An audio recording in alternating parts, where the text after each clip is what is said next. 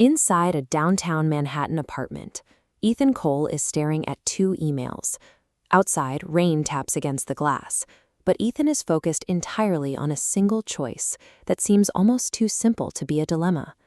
The wording is exact. Offer 1 is $10,000, available today. Offer 2 is $10,000, available 1 year from now. To Ethan, this is a lateral move. The numeric value is the same. Whether he takes the cash now or later, the sum doesn't change, so he assumes the outcome won't either. This perspective treats money like a static object, as if cash sits frozen in a vault until the moment you decide to use it. It's a calculation that ignores how value actually shifts in a moving economy. Ethan gets a message from his sister, Rachel. She's a portfolio manager at Goldman Sachs, and she wants to know which offer he's accepting. When he tells her it doesn't matter because the total is identical, she doesn't hold back. Rachel texts back that viewing these two offers as equal is the exact mindset that keeps people broke.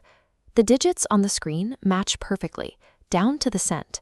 Yet from an institutional perspective, choosing the second offer is a critical error. It raises a specific question. What is happening to the value of that money during the 12-month wait?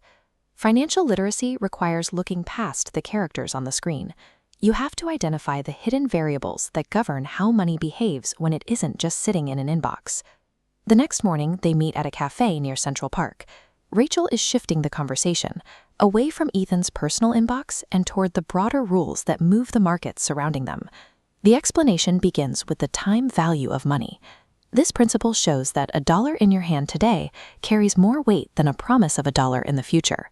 This chart shows the application of that principle. If you take the $10,000 today and invest it at a standard 10% annual return, the math is straightforward. After 1 year, your original principal has grown into $11,000. Ethan assumed that by waiting a year to collect the payout, he was simply standing still. He thought that because no physical cash left his pocket, no money was lost. But by choosing to wait, he surrenders the growth that money could have earned during those 12 months.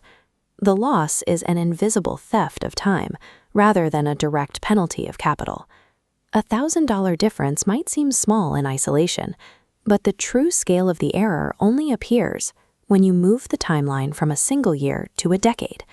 Watch the formula visualization as we extend the horizontal axis to 10 years. The curve doesn't just move up, it arcs. That original $10,000 compounds until it reaches over $25,000. By delaying that single decision by 1 year, Ethan created a $15,000 gap in his future wealth. That is the exact opportunity cost of hesitating. In economics, a neutral decision does not exist. The choice to wait and see carries a massive, calculable cost that compounds every day you remain inactive. Back in his apartment, Ethan looks at the emails again. He isn't analyzing static dollars anymore. He's looking at the active momentum that starts the moment he clicks accept.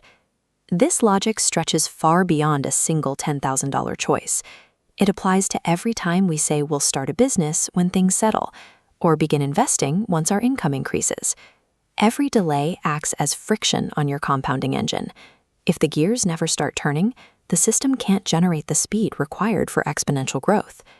The danger of next year isn't just the delay, it's the systemic destruction of the time required for compounding to actually work.